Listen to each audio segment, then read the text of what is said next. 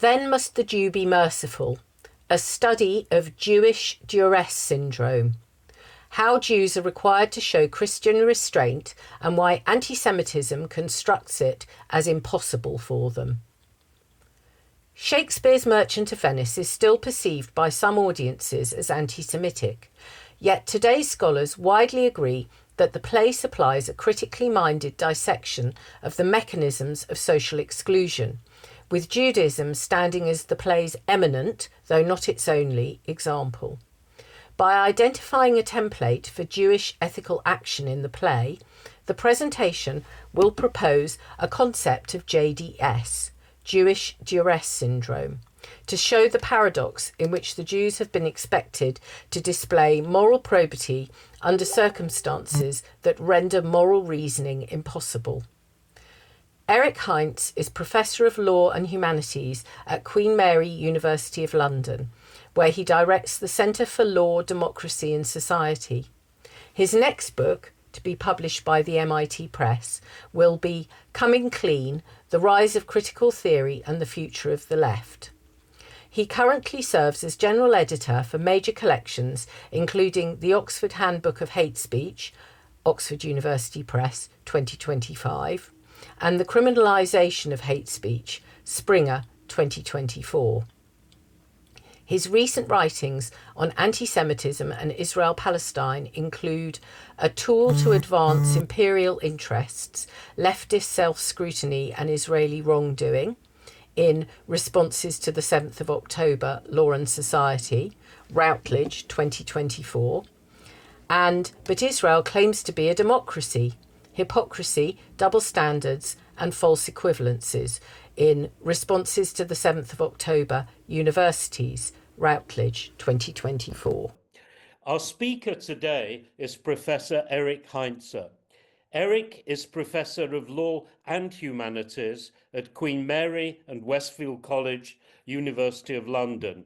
He is co-founder and currently director of Queen Mary's Centre for Law, Democracy and Society. As many of you will know, Eric is a prolific and wide-ranging scholar. His most recent book is called The Most Human Right: Why Free Speech is Everything, published by MIT Press in 2022. The book is currently being translated into Russian and Chinese. Eric's other books include Hate Speech and Democratic Citizenship, published in 2016 by Oxford University Press, and The Concept of Injustice, published by Routledge in 2013. The title of Eric's talk today, which draws on Shakespeare's Merchant of Venice, is Then Must the Jew Be Merciful? A study of Jewish Duress Syndrome. Thank you very much, Eric. Well, thank you also, Istvan, and of course, thank you, Martina, also for hosting, and my thanks above all to the center and to its organizers. It's a pleasure to take part and to see everybody here this evening. I send greetings from Belgrade, where I'm sitting in a very tiny hotel room. So this will help me forget that particular constraint. And I will jump in now. I do understand that people have very, very different levels of familiarity with Shakespeare. So I'm going to try to bear that in mind. I'll, of course, be going through some details, but I believe even if you've never seen the play or read the play, but have some sense of what it's about, then hopefully that will even be enough for us to kind of pick up and focus on some basic themes.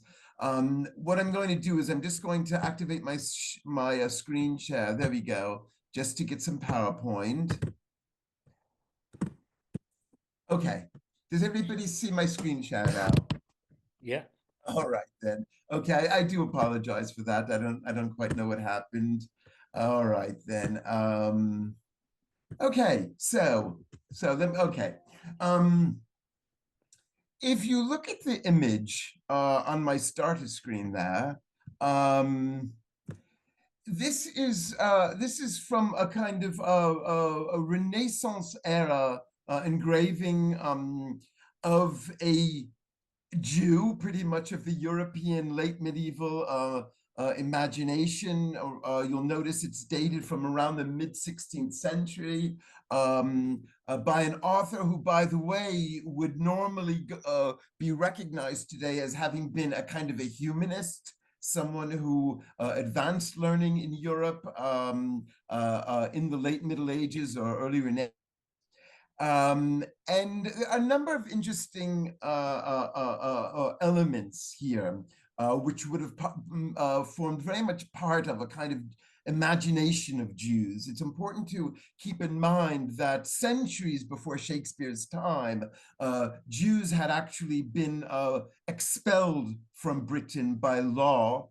By Shakespeare's time, it's generally thought that there were small numbers of Jews present in London, but of course, in much of Europe, Jews were not allowed to live. Nevertheless, Venice did, in fact, have a reputation for being what we might call today a rather multicultural place, and I'll be getting back to that. But just to get a better sense of what you're all looking at now, a few things to keep in mind, particularly if you have over the years managed to see a few performances of The Merchant of Venice.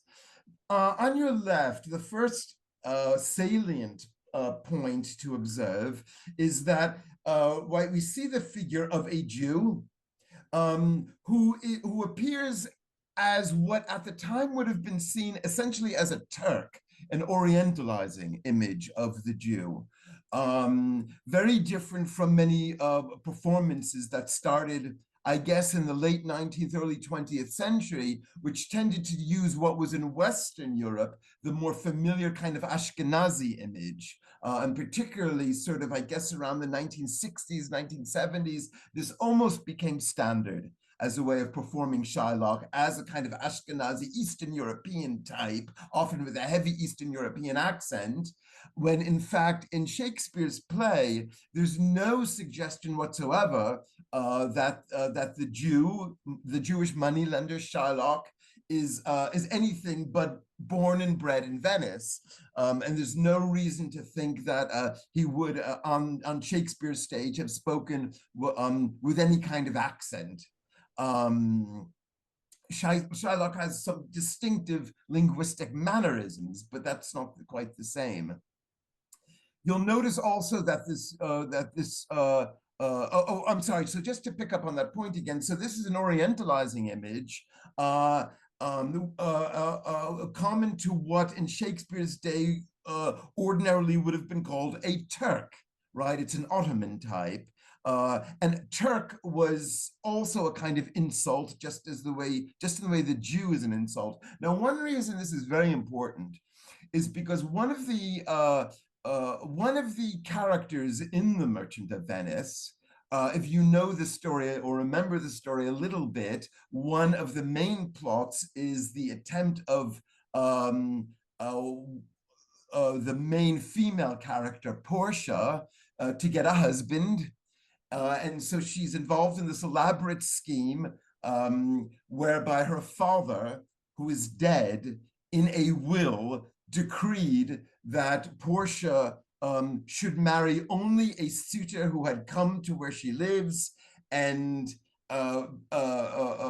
engage in a kind of lottery where she has to choose, or excuse me, where he has to choose, he, the suitor, has to choose between three caskets, one made of gold, one made of silver, one made of lead, right? So this is one of the major themes of the play.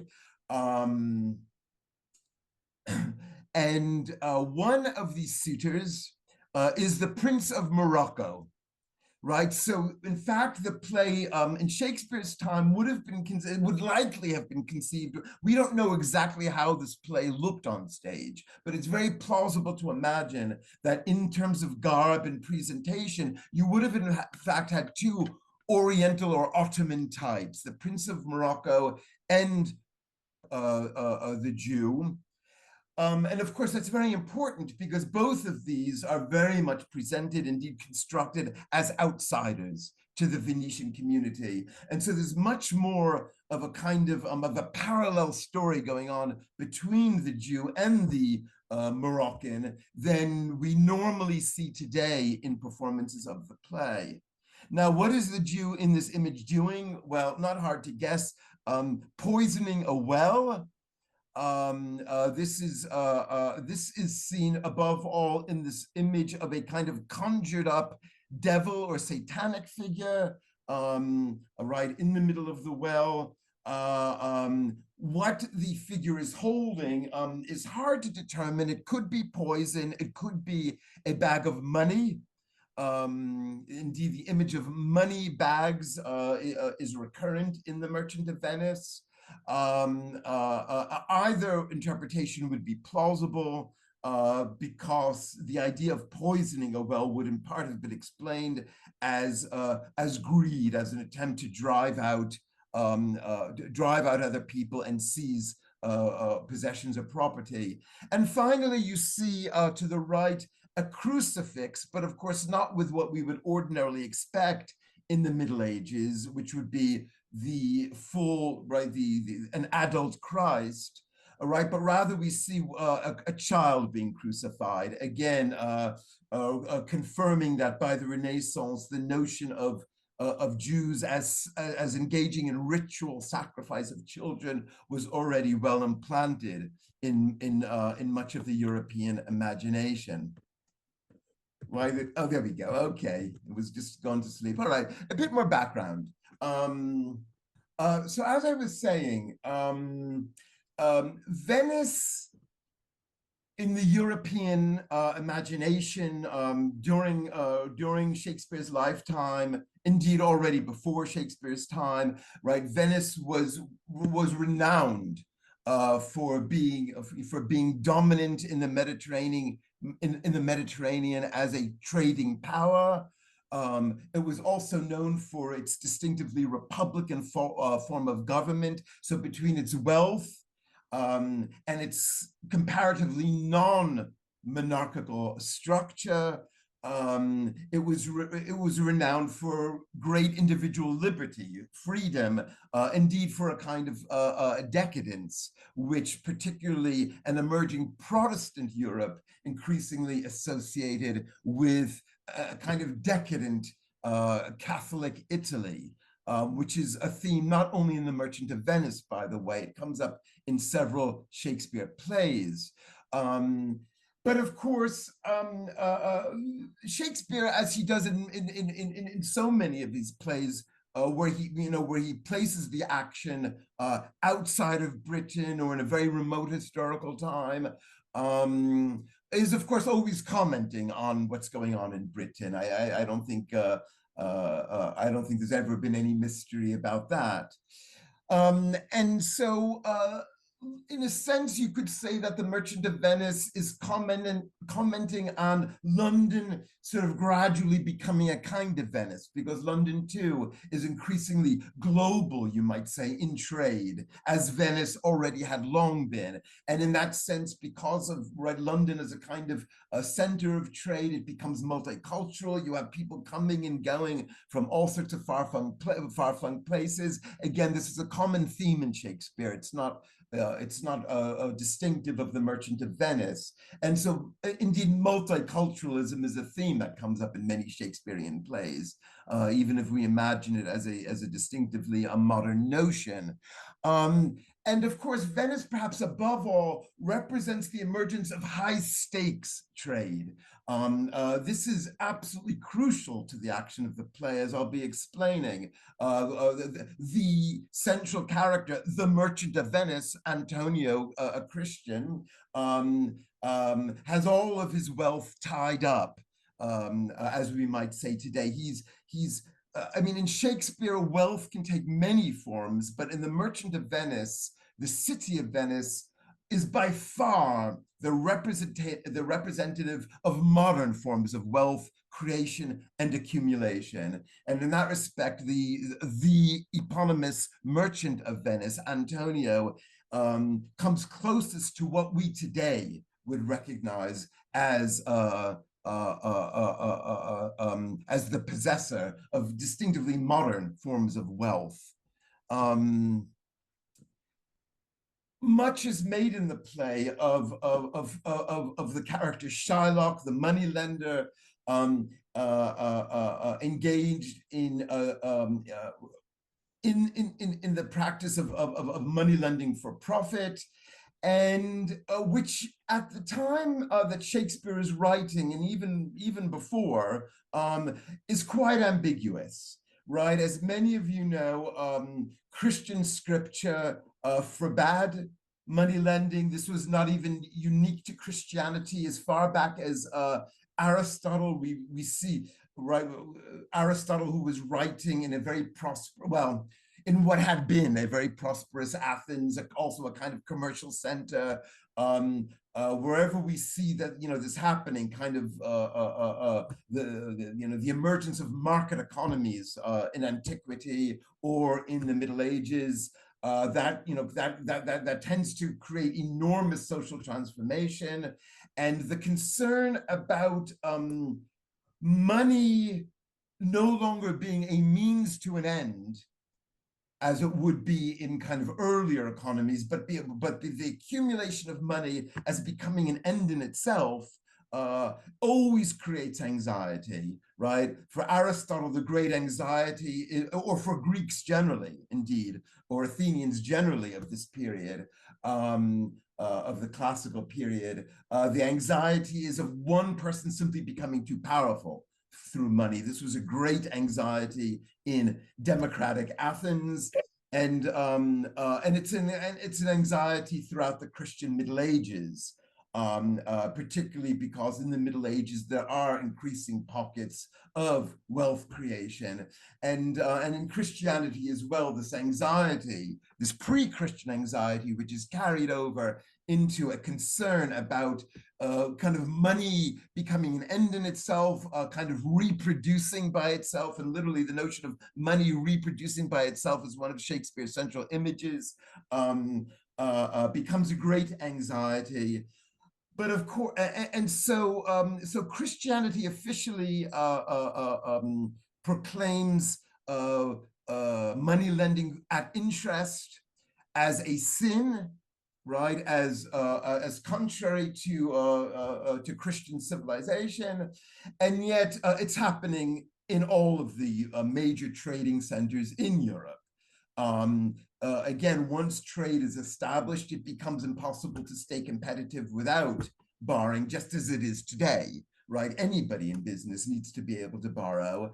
And so one of the things Shakespeare observes is that this becomes one of the deep contradictions of market economies, not just in Venice, not just in London, but those are two very good examples. And so, as I said, in London, in some ways, the play is a more interesting comment on London than it is on Venice, for the simple reason that,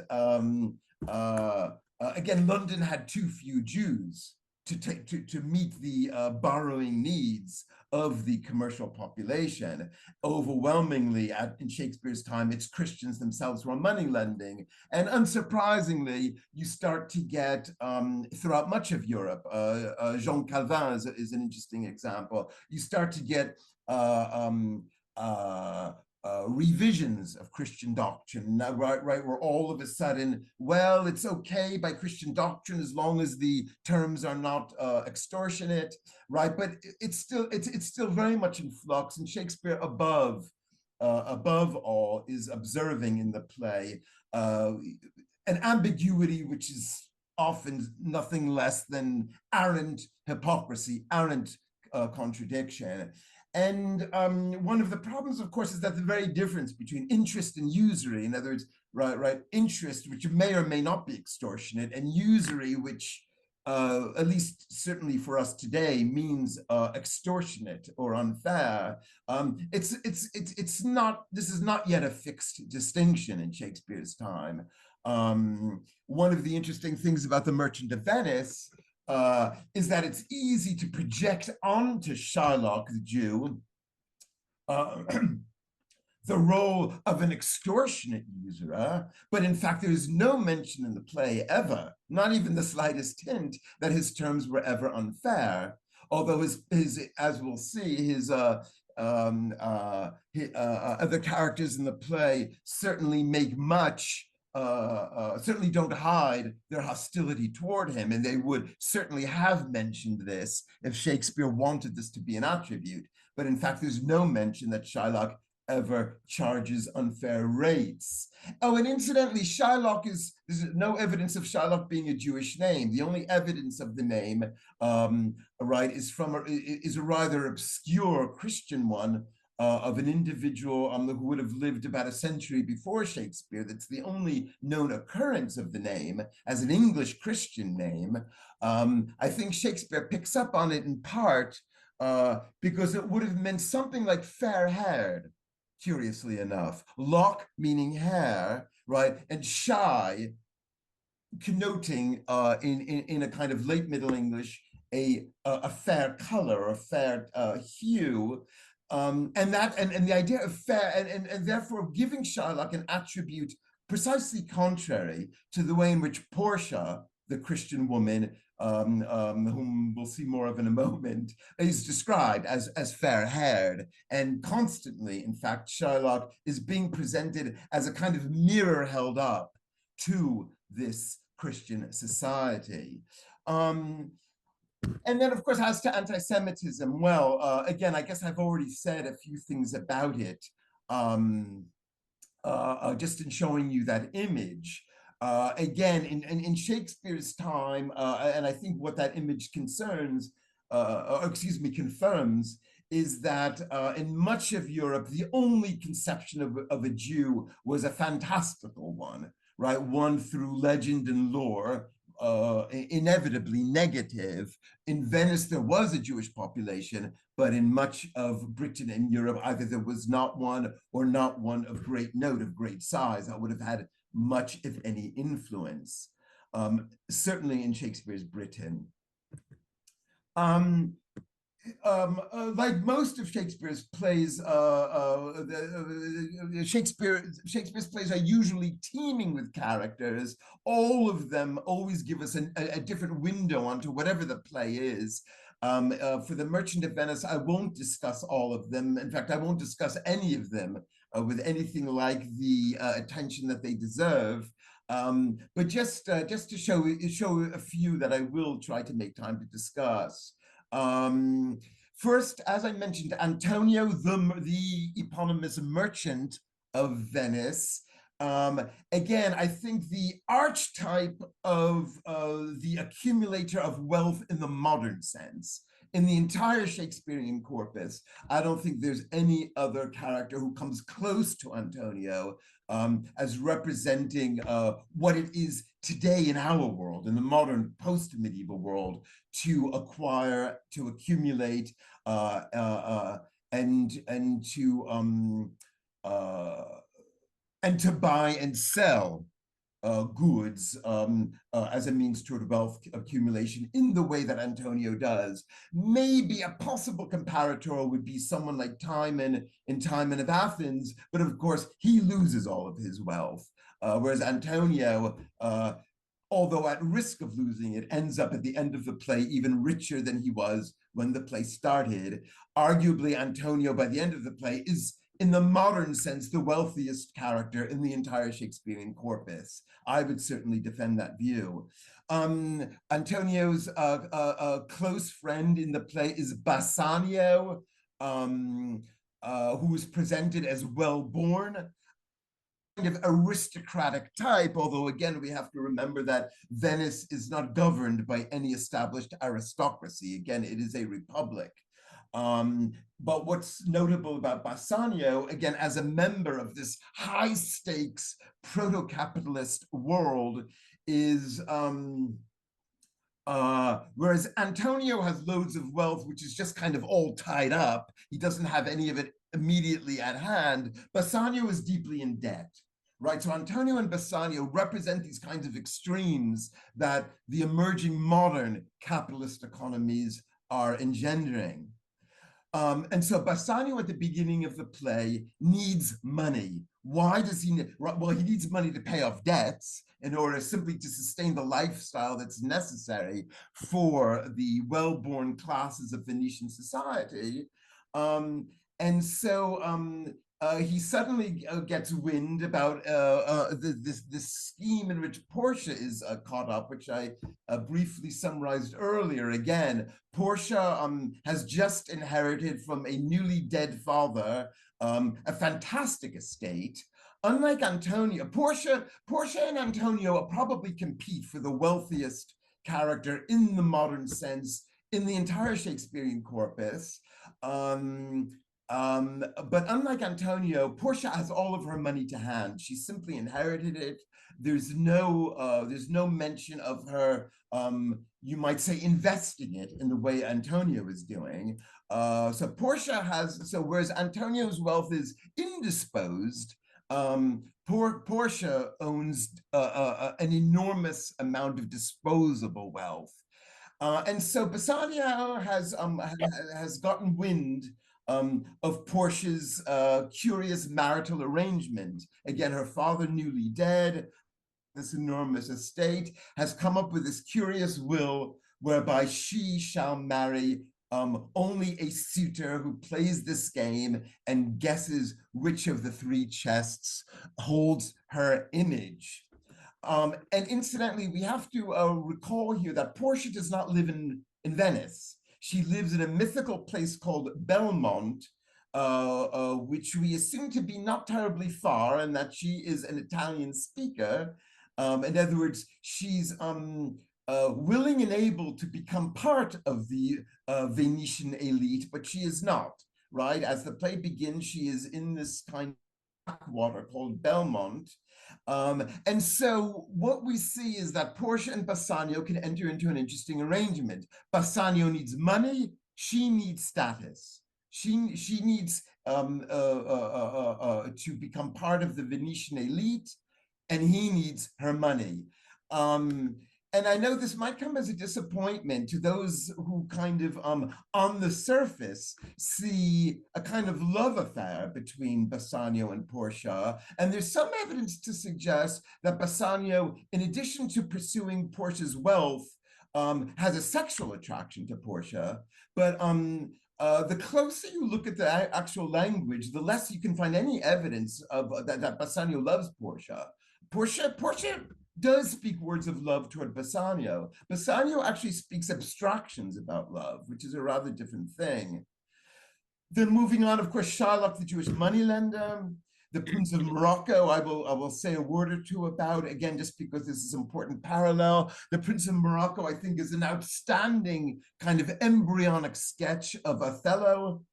Salarino is a kind of nobody who just kind of pops up along with two other characters with very similar names, Salario and Solanio. Right, notice all three of them have names which kind of sound like salary. Again, this is not the only play in which Shakespeare has that little bit of fun. Also, I'm just going to mention in passing Shylock's daughter Jessica and another Venetian Christian by the name of Lorenzo. I won't have time to actually go into their plot. I just want to mention them now because they are a kind of parallel affair next to that between Bassanio and Portia. In fact, there are two parallel ones, but I don't have time to go into all of that, although they're all very interesting and they all give a different window onto the play. What's very interesting is at the beginning, Lorenzo and Jessica have a kind of a plot afoot. Jessica is unhappy. It's, again, a very typical Shakespearean story of children rebelling against their parents, particularly in a romantic context. In that respect, Jessica is not unusual, although here again, she has a kind of ambiguous rebellion against Shylock also in the sense that she wants to renounce her Judaism, right? She doesn't want to be an outsider. She, like Portia, wants to join into Venetian high society. right? Because, right, like many Shakespearean well-born women, she's well-educated, she's articulate, she has everything, she has all the other ingredients. So so she and Lorenzo plot to steal a good amount of Shylock's possessions, his jewels, or his money, his gold coins, and to steal away. Now, and so Lorenzo, like Bassanio, also has a very mercenary motive. But what's interesting about Lorenzo and Jessica is they do speak real words of love to each other, right? In a way that, yeah, Portia perhaps does to Bassanio, but Bassanio certainly does not to Portia. And Bassanio is clearly after Portia's wealth. All right, then. Now let Shakespeare speak a little bit, because he does it far better than I do. At the very beginning, this kind of nobody, Salarino, just, just part of this kind of inner circle of Venetians, is chatting with Antonio, who announces his melancholy. That's not unusual for high-born and rather idle Shakespearean characters to feel melancholy. Indeed, it was a bit of a fashion in Shakespeare's time, a kind of elite fashion to talk about one's melancholy. And Salarino is saying to Antonio, right there, kind of playfully speculating about why he might be melancholic. And he's imagining that perhaps Antonio was worried about these investments. What are these investments? Antonio has ships abroad. Apparently at least 6. And these are not petty ships. These apparently are major vessels again, carrying enormous amounts of either goods or wealth. So again, Antonio is a very high stakes trader, right? So there's plenty of wealth, to the point that, again, he has none on hand. And so Salarino refers to Antonio's argosies. Another name would simply be ships, large ships. Although what's interesting here is a reference, a kind of a hint about Jason and the Argonauts, which is one of the constantly repeated images in the play. Jason, again, famously in search of the golden fleece, how Portia's hair is described. And Jason also basically uses a woman simply to advance his own social standing, and then abandons her, the woman, of course, being Medea. And so Salarino says to Antonio, your argosies, right, your great ships with portly sail, like seigneurs and rich burghers on the flood, or as it were, the pageants of the sea, do overpeer the petty traffickers, the little ships in the harbor, that curtsy to them, do them reverence. Now, this is, again, just 8 lines into the play. It's the first bit of background that we get, as if setting the scene for this complicated Venetian economy.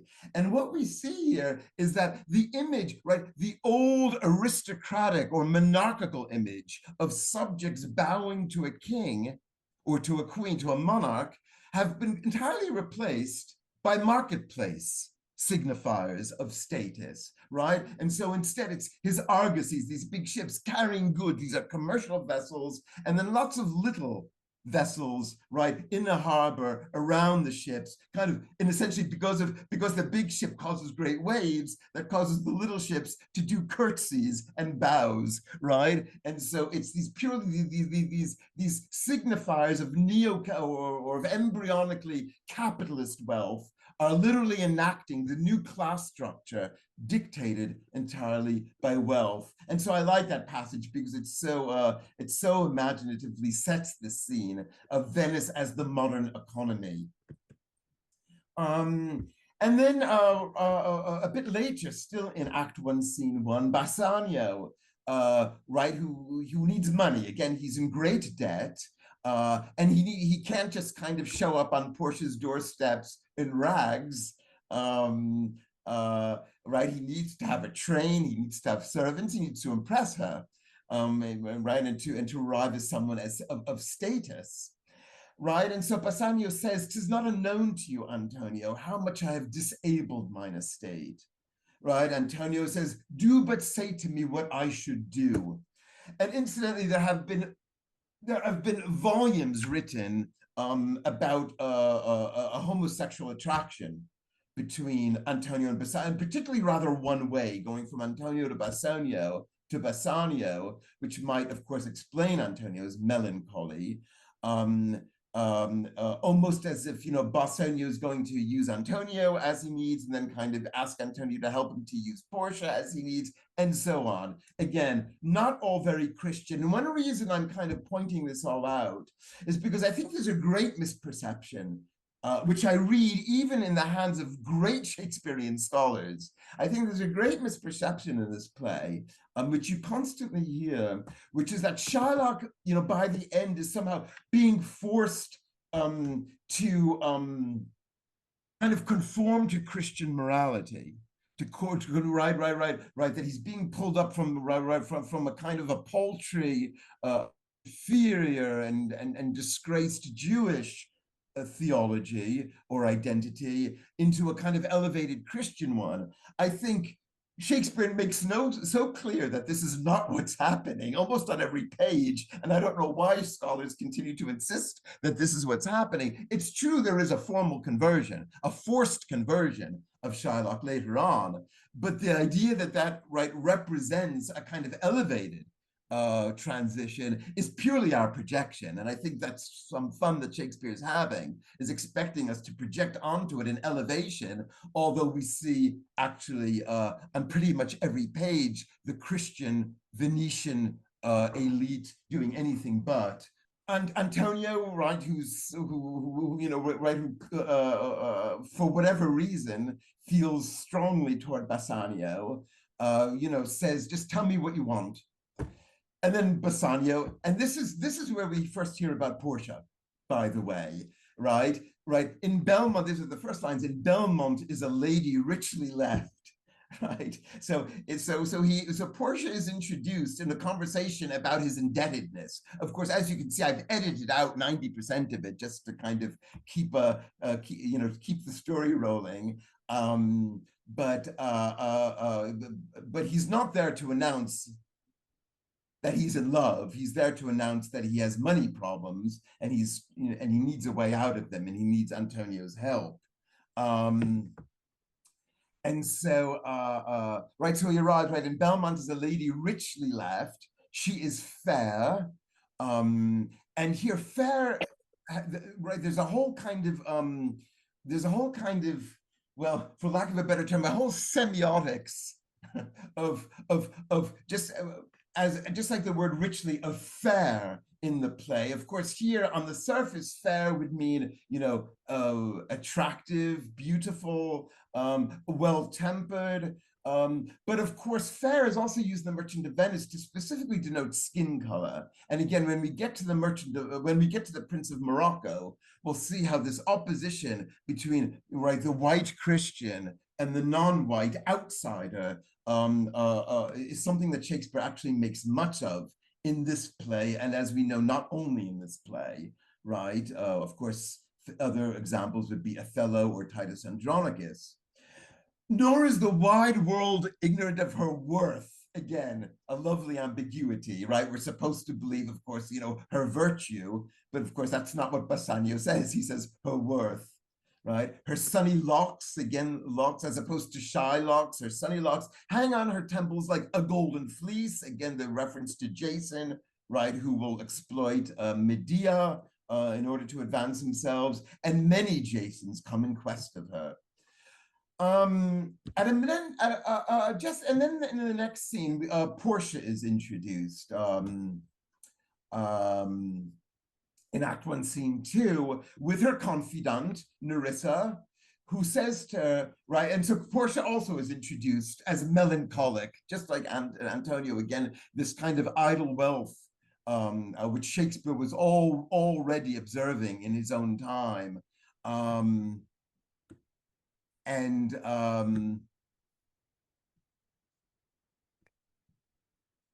sorry. Sorry, can you still hear me? Yes. Okay, sorry. Okay. I think all right, there we go. So Nerissa says, so Nerissa gets a rather different answer than Antonio got. Portia is complaining about her melancholy, and Nerissa gets right to the point. Right. She says, they are as sick that surfeit with too much as they that starve with nothing. So she's telling her, your problem is that you have too much money. Superfluity comes sooner by white hairs, but competency, in other words, sobriety, sober management of one's household, lives longer. Portia responds, good sentences and well pronounced. Nerissa, they would be better if well followed. Portia, and this is crucial, if to do were as easy as to know what were good to do, chapels had been churches, notice again the Christian reference, and poor men's cottages, princes' palaces. It is a good divine cleric that follows his own instructions. I can easier teach 20 what were good to be done than be one of the 20 to follow mine own teaching. In other words, Portia is not only hinting, she's boasting that she does not practice what she can easily preach. This is kind of a point of pride. Now, this, you have to keep this in mind. Then we get to the famous court scene where she appears as a jurist in disguise, right? Preaching quite fluently to Shylock. And so it's quite interesting that she again announces at the very beginning of the play that she again, as we'll see, like Antonio, this Venetian elite they see themselves as above the law. Law is what they'll use to keep Shylock in place. And again, law here constantly being tied in with Christian morality, Christian teaching. And this is why, again, it's quite wrong to say that they uphold some sort of Christian ethos, which they impose upon Shylock. It's quite the reverse. They do not see this ethos as in any way applicable to that. They talk about it, right? But they boast about not practicing it, and particularly Portia, in fact. Right? Portia, if I live to be as old as Sibylla, I will die as chaste as Diana, unless I be obtained by the manner of my father's will. Right? So here she writes, so again, the appearance of obedience to a legal instrument, a legal document, her father's will, I will obey the law. But then later on, and now I'm skipping two acts, I'm skipping to the middle of the play, where Bassanio then arrives, and again, arguably she does love him at first sight, because it's clear from the play that they've never really conversed. They've seen each other, but that's about it.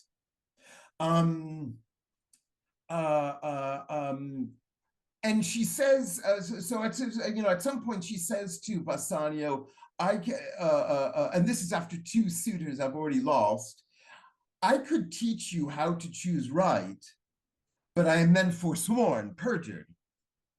So will I never be. In other words, right? So her talk is that she will strictly follow the terms of her father's will. She obeys law. Right.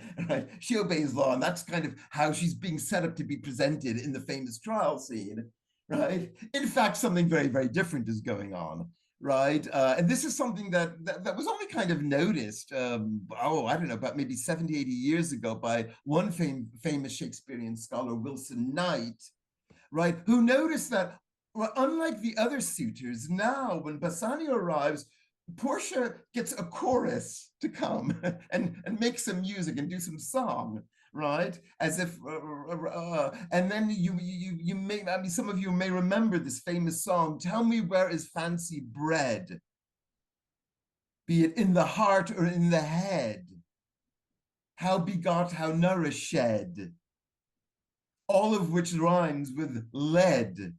Right, so she's tutoring Bassanio that it's the lead casket which he has to choose, right? And again, she's already tipped him off. I could teach you, right? It's kind of a nudge. Pay attention. In other words, Portia knows how to break the law within the bounds of the law, and that's how this entire play is structured.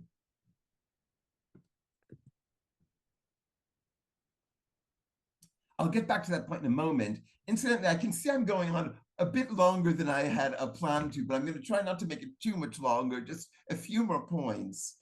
Because I still need to get to Jewish Duress Syndrome. So Nerissa then, back to this earlier scene.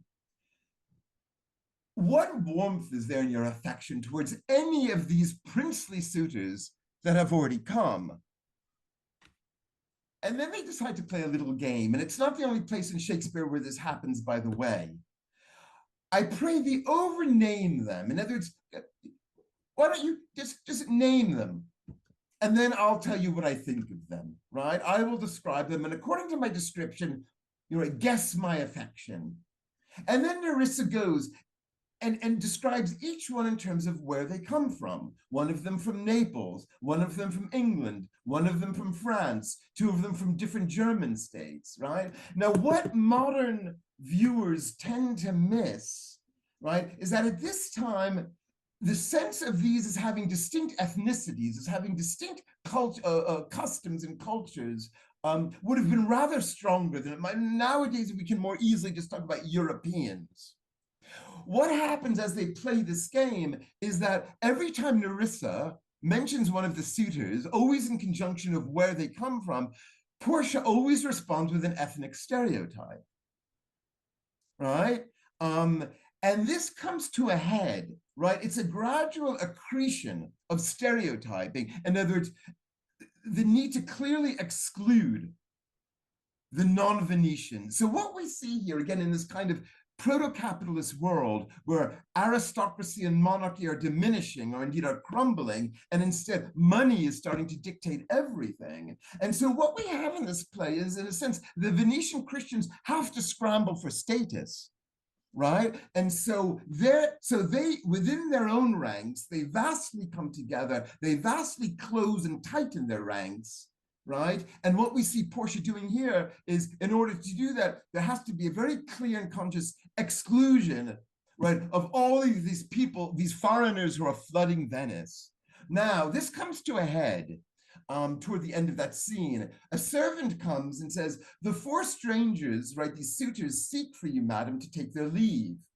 And there is a forerunner come from a fifth, the Prince of Morocco, who brings word the prince's master will be here tonight. So the Prince of Morocco is arriving. Portia, listen to what Portia says. Again, it's so easy just to sort of get caught up in the action and not pay attention to the words. If I could bid the fifth welcome with so good a heart as I can bid the other four farewell, and that she's happy to get rid of all of these essentially foreigners, these people who are ethnically different, who are not Venetians, I should then be glad of his approach.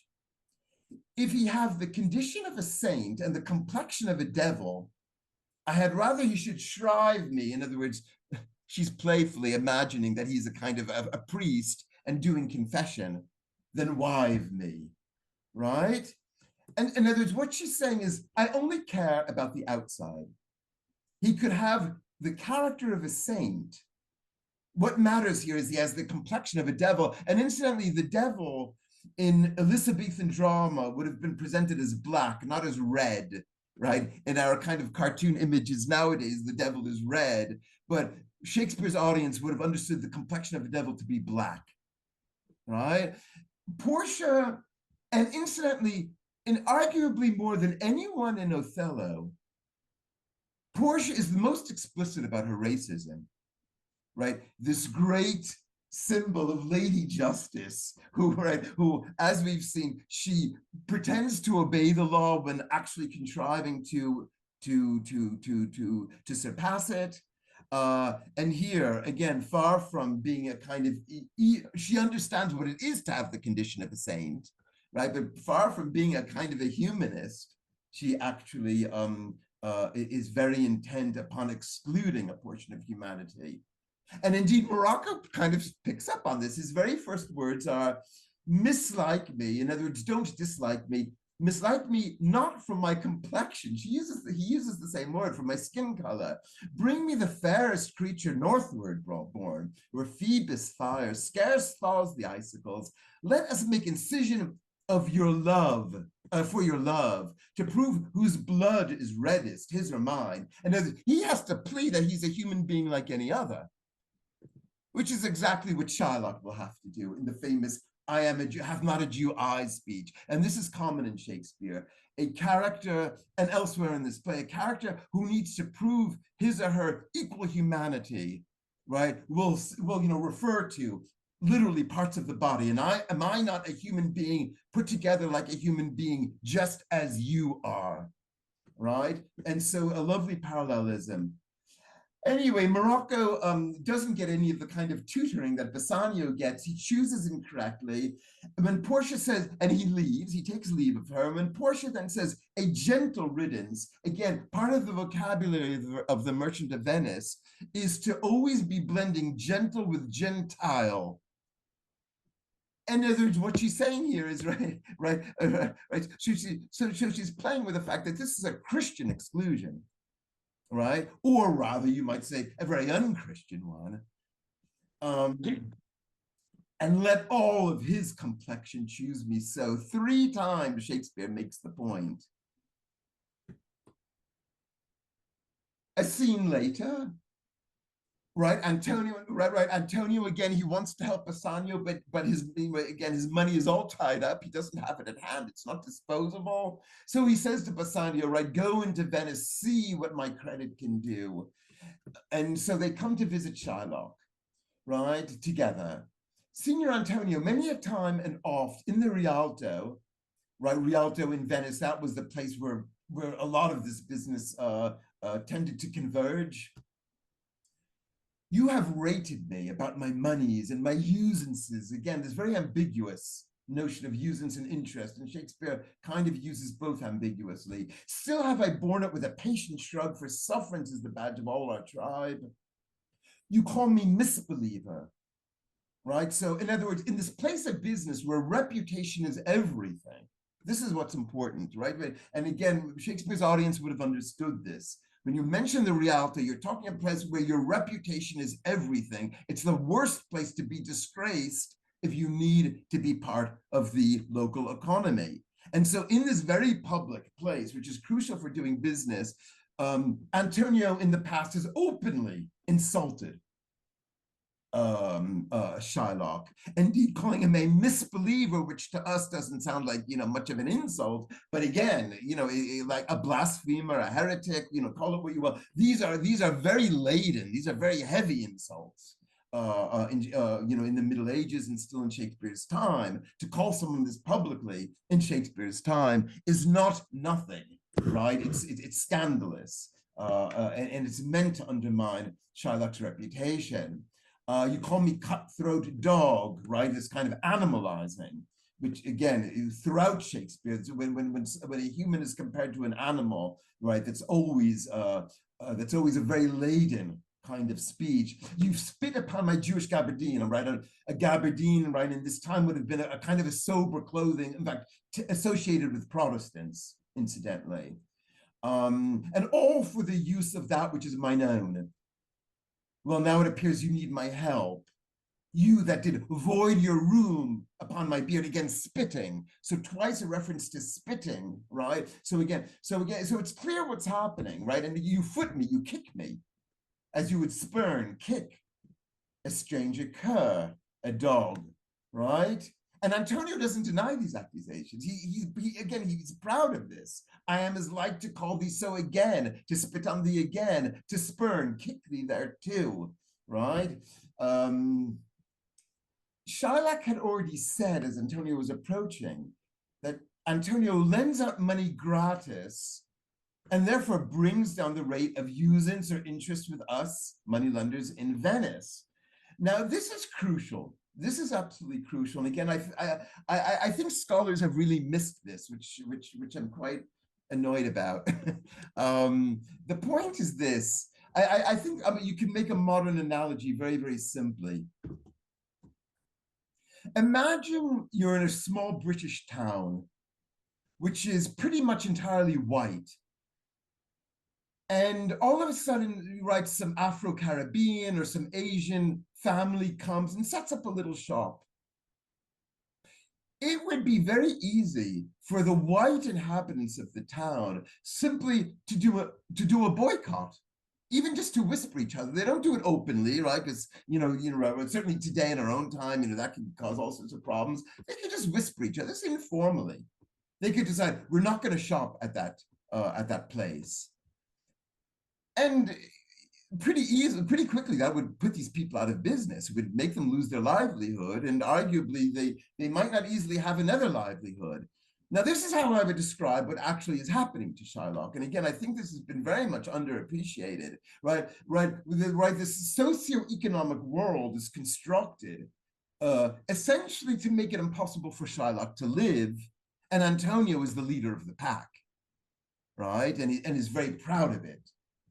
Right, so again, most of the commentators, they say that Antonio lends out money gratis as if this were noble, right? And what he's doing for Bassanio is noble, right? But then, right, in other words, so that Antonio lends out money gratis as if, right, this is a kind of Christian money lending. It's amazing how scholars still write this way. And Shylock tells us, right? Again, if we put all of these sentences together, right? And let me put it bluntly. Just as Portia is going to break the law within the terms of the law, Shylock is going to kill Antonio legally. That's the point. Shylock knows how to kill Antonio without breaking any law at all. Antonio, again, at another point in this scene, Shylock, albeit I neither lend nor borrow by taking nor giving of excess, another interest, or yet to supply the right wants of my friend Bassanio, I'll break a custom, right? Just like Portia. Right? Oh, yes, I know what the law is, right? We Christians shouldn't do this. But again, the law does not apply to us. And the Christian scripture does not apply to us, in fact, right? And just as Portia was speaking in such a cavalier way about, right, the condition of a saint and so forth, right? So neither law nor Christianity are of much importance because, again, this is a world where money decides. And so then, quite ironic that Antonio speaks this famous line to Bassanio about Shylock. The devil can write scripture for his purpose. Of course, what this play is showing us is that the Christians are doing this all the time in one way or another. Okay, let me sort of come to the end. I had no idea. I had promised Martine that I was not going to speak more than a half an hour, and now I can see that I've doubled that, but that's kind of in keeping with the Merchant of Venice, where everything doubles and triples. And Shylock, now we're in the trial scene, right, where Shylock has first tried to enforce this famous or infamous contract, right, where he will have a pound of Antonio's flesh if the sum is not paid by the due date. And of course, indeed, Antonio and Bassanio are unable to pay because because the rumor has it that all of Antonio's ships have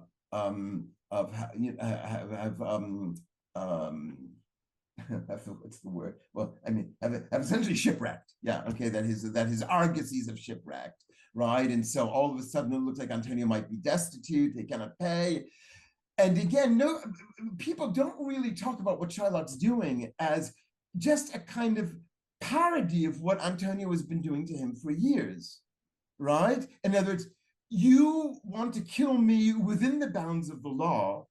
That's what I'm going to do to you, right? I'm going to kill you within the bounds of a signed and sealed contract that you are signing, that you're putting your consent to. Now, just to be clear, this is entirely a fancy on Shakespeare's part. In medieval and Renaissance law, no court ever would have upheld any such contract. Shakespeare is using this, of course, as an image to make much broader points about the society that he's commenting upon, right? And Shylock just wants to go home now, right? Okay, the contract will not be granted. But now all of a sudden, Portia, right, converts the case into from a contract case into a criminal law case, essentially an attempted murder, right? He says, right, tarry Jew, the law hath yet another hold on you. Again, all of a sudden, that's the language of the criminal law, right? Not of equal parties in a contractual dispute, right? If it be proved against an alien. Now, in this case, that again, Shylock, for all as far as we can see, is born and bred in Venice, but is not an insider. He's an outsider. He's a socio-legal outsider. He's an alien, right? That by direct or indirect attempts, he seek the life of any citizen. Of course, Antonio had consented to this harebrained scheme, right? But and so had Bassanio, by the way. Nevertheless, the party against which he doth contrive shall seize one half of his goods. So now half of Antonio's goods will go, half of Shylock's goods will go to Antonio. The other half will be confiscated by Venice. In other words, Antonio wins. They've managed to deprive Antonio of all, they've managed to deprive Shylock of all he owns, of all his goods, of his means of sustenance, of life, right? This is what Antonio has wanted for years. And Shylock says, nay, take my life and all, pardon not that. You take my house when you take the prop that doth sustain my house, right? How else is he meant to live? You take my life and you take the means whereby I live. So let me now conclude, and again, with my apologies for having babbled on far too long.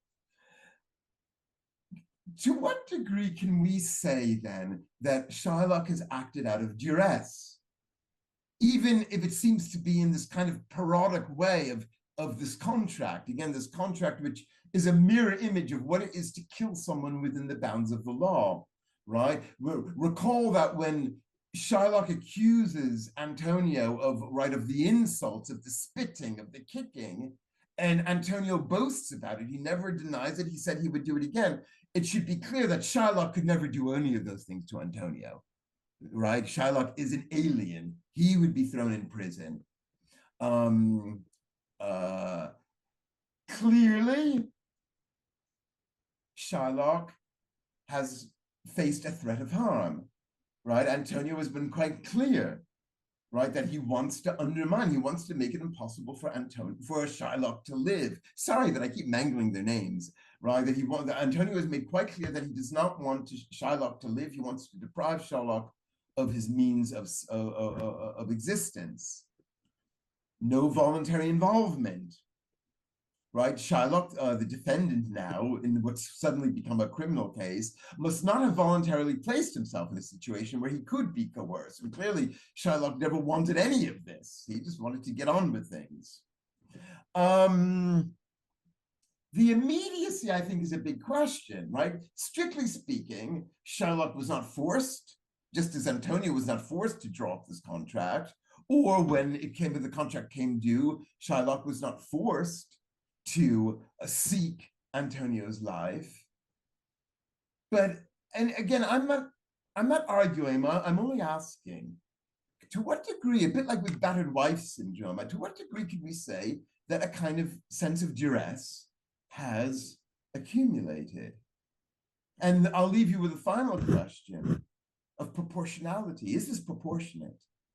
I'm going to leave you with those questions because, again, I really want to stop now. I had wanted to leave more time for discussion, and so I will stop now. I'll simply say that although this book was published a decade ago, some of the ideas I've discussed today did draw from chapter 6, where I first tried to play around with some of these ideas. And I will now stop and hope to now listen to some of you. And again, my apologies for going on too long, and for all these other little technical breakdowns. Okay, thank you, Eric, for a fascinating and very erudite presentation from which I learned a great deal. Okay, now, I'm sure how will I be informed of people wanting to speak? Martine did run me through Okay. I'm looking at,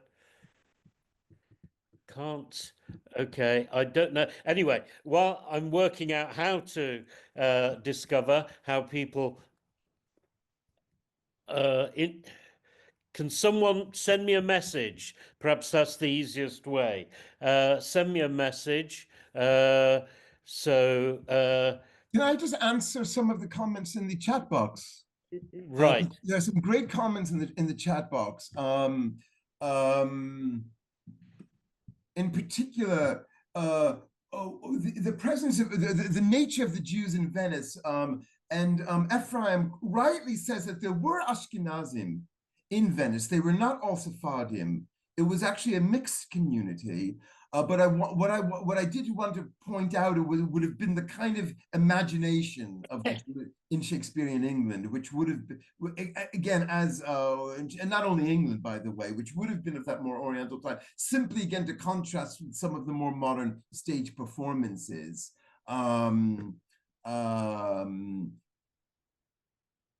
Okay, anyways, lots of other interesting comments there. Thank you, Ephraim. Anyway, Okay. I'm sorry, I just wanted to get to that one point. Right. While I wait for some people to indicate to me that they have questions, I have a couple of my own. One at Warwick, Robert Fine and I made a point of attending successive productions of The Merchant of Venice, and then discussing each production at length afterwards. And we always had a rather different take on things. So, and I see a link between Robert's perspective and possibly your own, although I may be misinterpreting you, Eric. You rightly point out that Portia seems to articulate quite crude racist stereotypes. Are you suggesting in some sense that Shakespeare had a negative, a pejorative view on this? Or could it be that Shakespeare was simply reproducing what would be the general sort of very robust and narrow nationalism and cultural ethnocentrism of his era? Isn't there a danger that we in the 21st century are retrospectively finding in Shakespeare ideas that in fact would have been foreign to him? And the connection with Robert is this: Robert saw The Merchant of Venice as a trenchantly philo-Semitic play. I don't. What would be your take on this? Well, starting with that first point, excuse me, that last point, I think The Merchant of Venice, along with other plays, I want to emphasize this is not distinctive of The Merchant of Venice. Shakespeare, in several plays, and particularly these so-called marketplace comedies, but not only that, there is clearly an interest in the construction of difference, right? What we could call the construction of socio-legal difference, right? In other words, in society, but also in legal and political hierarchy, right? Now, again, I kind of belong to the school of post-structuralists who abjure speculation on the mind of the author, right? Even an author living today, let alone one living, several centuries ago. What Shakespeare intends or wants or feels is we will never know, and I don't really care.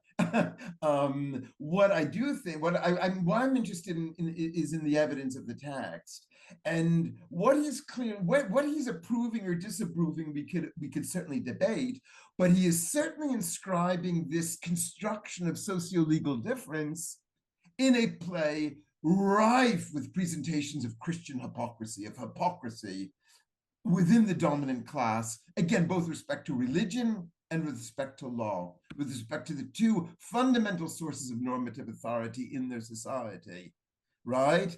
For me, that's already more than enough. Whether, what Shakespeare deep down cares about, I don't care about, right? So maybe Shakespeare was just having a giggle with all of this, but it's quite a pregnant giggle. Okay, not a giggle, but okay. To be continued. Now, Emma here has a question. I'd rather she asked it herself rather than me reading it out. So I'm reliant here on our technical wizard, Martine, to. Oh no, I can. Can I un? Yeah, can I un? I'm looking for in the. I'm unmuted. I can ask. Okay, Hey, great. I just wanted to know what advice you would give to a theater artist mounting production of Merchant, and what do you think is missing in modern stagings? Well, in the very best productions of Shakespeare, there will always be something missing. Because every play, I mean, if anyone not convinced by this, you can watch 20 different performances of Hamlet, 15 of them outstanding, although they'll be taking completely different interpretations, right? You can have a very lucid, calculating Hamlet. You can have one who plays zany all the time. And if it's done well, both are equally plausible, right? And I think this is true throughout the corpus. Again, I kind of belong to the post-structuralist school who doesn't think that there's a definitive interpretation or therefore a definitive performance of any of the plays. So there will always be things missing from any performance, and that's okay. That's okay. All the more reason to always try new performances and always experiment. Having said that, Emma, I think I have to disappoint you even further because I have to confess that much of what I've said already relies on the kind of very intensive scholarship that is very hard to convey to an audience, right? And so I don't really know, because I've never been in the theater. I'm not a director, right? I'm only a spectator. How much of this can then be translated? I don't know. I mean, it also depends on the techniques one is using. Is one using video streaming? Is one using audience interaction? Right? What kind of costuming is one using? In Shakespeare's day, either royal or aristocratic, or in this case, simply wealthy characters were easily portrayed through dress. It's well known that Shakespeare's plays were kind of fashion shows of the time, right? Where highborn figures would strut across, usually often in the latest Elizabethan garb or Jacobean garb, right? Kind of strutting and flaunting, right? Now, to use that kind of clothing today is very much out of fashion on the stage. Now there's much more of a tendency to want to use modern clothing. And so therefore, recent performances of The Merchant of Venice tend to be kind of suit and tie affairs. I get that because there's a desire to kind of relate it to the capitalist world that we all live in. Right. And that's why I kept stressing before, I didn't call Venice capitalist, but proto-capitalist, early capitalist. It still has a lot of the vestiges of the late medieval world. Yeah. And so, but I think that's a real problem then, because Shakespeare had costume. Right. Right. In the late Middle Ages and in the Elizabethan and in the Jacobean period, the marker of your status in public is the way you're dressed. You can be wealthier than the king, but you don't dare dress like the king. And so on, all the way up and down the ladder, the social ladder, is your identity is immediately public in what you're showing, right? That's very hard in a later capitalist era, right? When money equalizes much of our self-presentation, including the way we dress, so that millionaires will walk down Oxford Street wearing beat-up jeans and t-shirts, and people living in council flats, right, might have their best attire on, right? So a later capitalist economy completely mixes and matches and just arbitrarily distributes our social identification. And I think that's a challenge. So this is the way a modern director is likely to do The Merchant of Venice. And that's a real challenge. How are you going to show what Shakespeare's audience would immediately have seen before they even open their mouths? So Emma, in a sense, I'm just putting the question back to you. Sorry about that. Okay, now please send me any questions you have. We do have another one. Otherwise, okay, no, it was a thank you from Emma statement. Okay, well, I'm waiting for questions. Okay, this is Melissa. Oh, yeah, good. Melissa's next. Yeah, excellent. Hi. I haven't seen it, but I'm aware that a Jewish woman actress is currently doing Merchant of Venice in London, Tracy Ann Oberman, and I know that Oberman has been very vocal since October the 7th in her fight against anti-Semitism. And I was just wondering whether you feel that this is a very dangerous text after October the 7th, you know, or indeed a very pertinent play, because that phrase, you know, then must the Jew be merciful, is one that, in a sense, I keep hearing when I hear talk, particularly to churchmen who keep talking about proportionality and revenge and vengeance, and that there's something kind of monstrous or inflated in the way that Israel is reacting. And I just wonder if you feel that you know, the play is kind of needs to be reheard even since October the 7th. Well, Melissa, you know, a tough question, a painful question, and yet a question, let's face it, that didn't start with the 7th of October. I mean, this, for more than you know, the better part of not more than a century. Question, you know, certainly, you know, after Dreyfus and all of this, you know, more and more, you know, as the Jewish question, you know, began to arise, this famous Jewish in Europe in the, you know, in the, well, I guess you could say the late Enlightenment, 19th century, and so forth. You know, little by little, anxieties have risen about this play. You know, and I think that's one reason why more and more we had this kind of Eastern European Ashkenazi Shylock, you know, who, you know, again, very different from what would likely have appeared on Shakespeare's stage. And so, as Istvan Pogania just mentioned, right, you know, he and Robert Fine, you know, would have conversations. Is the play anti-Semitic? Is it in fact philo-Semitic? Is it neither? Is it both? Right? And these arguments are still going on. I think both. Well, I mean, I don't think, well, again, it's dependent on what you think the play is doing. You see, again, as I say, I think this play, and it's not the only one, I have to keep enforcing that. I think there's, you know, several plays in Shakespeare which really serve this purpose of kind of displaying the architecture of the construction of social difference. Right, of how classes of insiders and outsiders are constructed.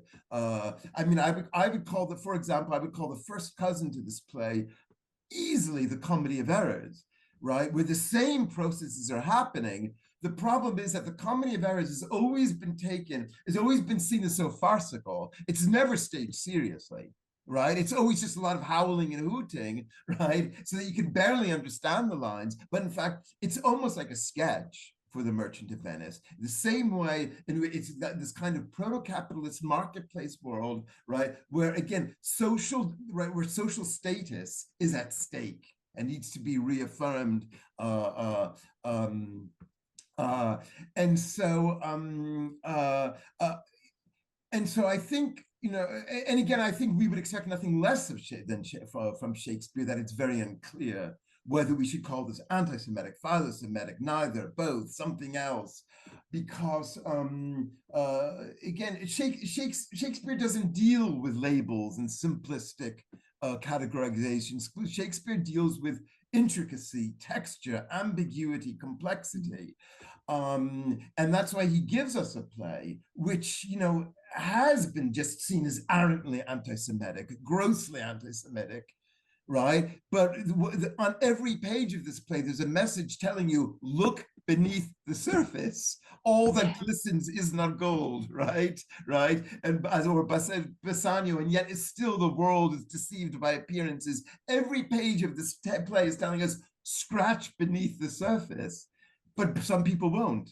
Some people won't. So some people, yeah, will happily see, just like Christina Kirchner, of Argentina, right, about a decade or two ago, said, if you want to, in fact, no, I know it was after, I think it was after the financial crisis of 2008. If you want to understand, the financial crisis today, read The Merchant of Venice. She was not a sophisticated reader. She was right when she made this grossly anti-Semitic comment. She was doing the kind of typical surface reading of the play, or she probably never even read it or saw it. She was probably, quite frankly, right? And so yes, Melissa, this is a very long-winded way of saying very simply, yes, that danger is always there. This play will always carry that danger of being misconstrued, always. But for me, that's certainly not a reason to stop performing it or discussing it. And maybe this gets back to Emma's question, right? It's all in how we choose to perform it. And now Therese, I think, is... Okay. We have okay, so someone else. I have here a question from someone who doesn't have a microphone, Sam Leisman. Shall I read that out, or is there someone else who also has a question? And Therese as well, it says raised your hand. Who? Sorry? Who? Therese. Therese. Okay, I don't know what order to do it in, but can I just quickly read out Sam Leisman's question? I have no microphone, so I cannot ask it myself. It always strikes me, he says, it always strikes me by how misunderstood the play is with regard to Shylock as the anti-Semitic example of the greedy Jew. In the play, he turns down 3 times the money in order to get his revenge, which is the most universal desire of humans. Shylock is a horrible stand-in for Jew. Thoughts? Okay, and then Therese, yeah. Yeah, well, again, I understand. I understand the anxiety. I've had to wrestle with this myself. Everyone has to wrestle with that in the play. Shakespeare doesn't pull his punches here in this play, and again, Shylock is constantly holding up a mirror to all of the people around him who have, Shylock, again, until his destitution, has wealth, but he has no status, he has no security, he lives a wealthy and yet very precarious existence. And that's why I didn't want to assert so much as ask, is he, again, acting in a kind of self-defense, or at least acting out of duress, right? Is he actually doing a parody of what has been done to him for years, and again, is presumably done to the Jewish community, at least those who have any success in Venice, right? Again, is he taking this world in which others can legally seek his death and doing a parody, constructing a parody of it? Okay, if you Christians can do this to me, why would I not do it to you? Use law to seek your death. But again, in this highly parodic way, which anyone in Shakespeare's time would have known was a parody. Anybody would have known that no such contract would ever be drawn up because it would never be enforced, right? So the contract itself is serving an entirely symbolic function. And so the question is, why would Shylock, so the real question about the contract, why would Shylock think he has to do this, right? And he's refusing the money because his point is not about money. His point is about his life. Okay, thank you. Well, Therese, I hope you've been unmuted. I've unmuted myself, I believe. Oh. I've had 2 encounters with this play, one in secondary school in Australia, which actually led to my insisting on changing schools. Then I saw the film, which I'm guessing some other people will have seen as well, about 20 years ago. Michael Radford's film, yeah. The one with Al Pacino. Yeah, Michael Radford, yeah. Yeah, I had a very different response to that. I say it's 20 years ago, but I recollect that it had a very different sort of tenor to it. And I seem to remember it started with a couple of Jews being chased by a mob. Does anyone else remember that? And I think they jumped into a canal. They toss a Jew just who's wearing Jewish garb into a canal near the Rialto, or maybe it's even the Rialto Bridge, or if not, it's right nearby. Which was a little bit redolent of Amsterdam more recently. But I see. But I'm wondering if this isn't an example of quite a big question that doesn't seem to be much discussed. That Jewish people, as well at times as being robbed of many material things, are also robbed of natural emotions and psychological responses. And here we have a character who has some sort of natural response in resenting the way he's been treated by the Gentiles. And it, how he enacts that response is one question, but that he even has it is something that doesn't seem to me to be sufficiently acknowledged. And one sees it in other contexts, not only with Jewish people, so that people like Alfred Douglas, in talking about his experiences of antebellum slavery, and in relation to the Holocaust, Elie Wiesel and Primo Levi were not they were able for themselves, but couldn't be heard as expressing anger in order to be heard at all. And I think Elie Wiesel wrote two versions of Night, one of which was angry and very long and didn't get published, and a shorter version that was acceptable to be heard. Well, I think you're making some fine points. And again, Shylock's most famous speech, right? He starts by discussing bodily organs, just like the Prince of Morocco does, right? And there was literally, am I not literally, biologically a human like you, right? So hath not a Jew eyes, hath not a Jew hands, organs, but then it veers away from the immediately organic material bodily, right? Hath not a Jew hands, organs, right? It keeps getting more abstract. Hands, organs, dimensions, senses, affections, passions. Again, back to the more physical, fed with the same food, but then hurt with the same weapons, subject to the same diseases, healed by the same means, warmed and cooled by the same winter and summer as a Christian is, right? And as that speech goes on, I didn't accept all of it on my slides, but then as that speech goes on, right? Wait, hold on a second. Let me get my glasses. One moment. Right? If you poison us, do we not die? In fact, I should read all of that. If you tickle us, do we not laugh? If you poison us, do we not die? If you wrong us, shall we not revenge?